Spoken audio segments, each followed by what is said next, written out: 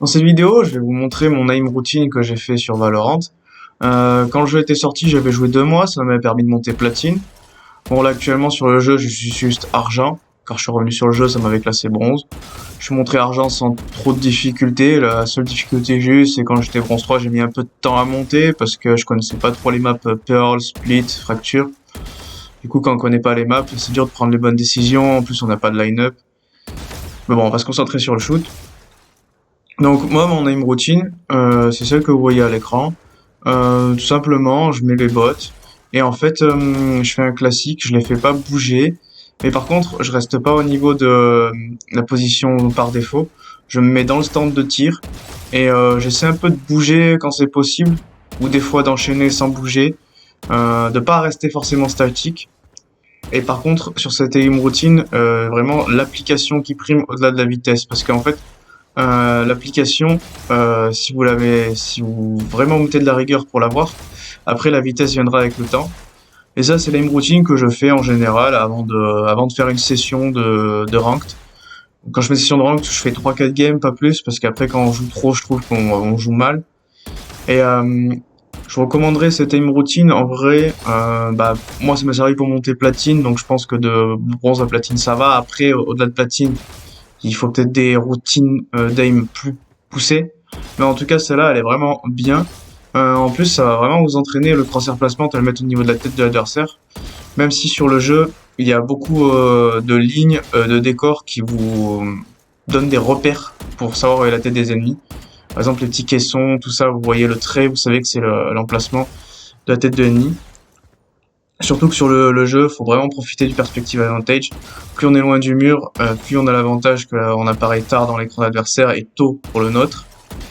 Et en fait, cette routine, je la fais en général 1 ou 2 fois avant de lancer une game en ranked. Je fais pas de deathmatch, moi, j'aime pas. Après, je vais revenir sur le deathmatch plus tard. Le deathmatch, ça a des intérêts, mais ça me prend trop la tête. Je suis pas dans un bon mindset pour lancer de la ranked. Après, faire du deathmatch dans une session, mais vous faites pas de la ranked, ça peut être ok, je pense. Et donc, vous voyez, ça c'était mon premier training. Et après, je vais vous montrer mon historique de partie, qui m'a permis de remonter argent, vous allez comprendre. Donc, je vous montre mon historique de partie.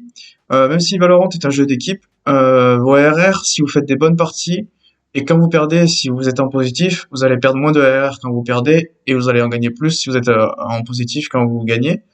Et du coup, même si c'est un jeu d'équipe, votre performance individuelle va jouer sur vos RR et sur votre montée en ranked, votre montée en elo. Donc je vous montre les lobbies, donc le level que j'étais bronze 3 jusqu'à argent 1. Les lobbies, c'est souvent des lobbies avec des ors, de temps en temps que du bronze argent, de temps en temps des lobbies avec des ors et un platine dans le lot. Mais donc votre performance individuelle sur l'aim, elle va vous aider à monter en elo dans les bas elo. Ça c'est sûr. Bon, la deuxième version de mon aim routine, c'est juste je mets les déplacements latéraux des bots, je laisse toujours les bots en facile. Les déplacements latéraux des bots, ça va surtout servir, je m'entraîne à m'arrêter un petit peu plus tard que mon adversaire. Car dans Valorant, c'est très dur de toucher une cible en mouvement. Et du coup, j'essaie de faire en sorte que, pour me préparer à de la rank, que mon ennemi rate la balle parce que mon personnage est en mouvement, et que du coup, je m'arrête juste après pour moi l'ajuster. Car le jeu est assez exigeant, et c'est très dur de toucher une cible en mouvement sur Valorant. C'est pour ça que je fais cet entraînement. Après, cette version, on va dire 2 avec les bots qui bougent, je pense qu'elle est viable pour, on va dire, gold et platine en entraînement.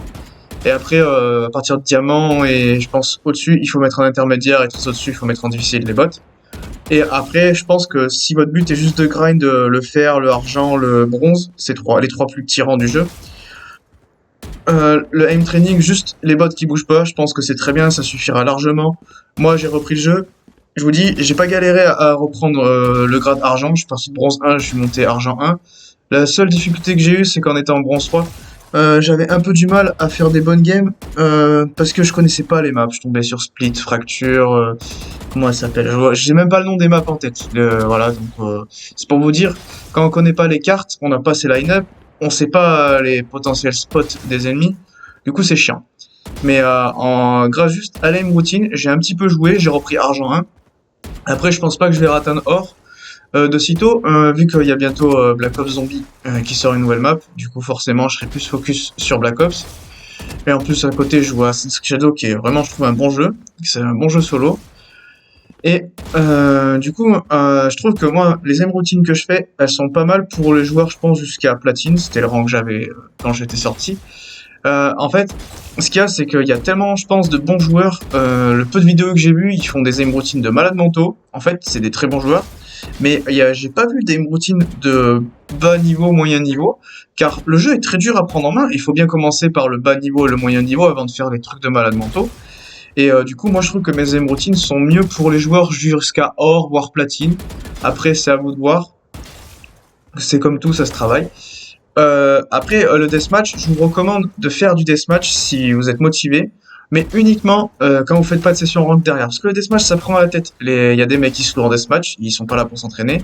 Vous allez tester des trucs, pourquoi pas tester des armes. Si vraiment vous faites du deathmatch, c'est un entraînement et vous faites pas de rank derrière. Parce que après, vous allez être dans un mauvais état d'esprit, ça va pas être la peine en fait. Ça vaudra pas le coup. Moi, du deathmatch, j'en fais quasi pas. J'avais commencé à en faire un peu quand j'étais platine 1 et j'étais stock platine 1. J'avais réussi à monter plat 2, je me souviens plus si j'étais monté plat 3. Après j'étais redescendu parce que j'avais atteint un palier où il fallait que je monte mon entraînement pour ma part.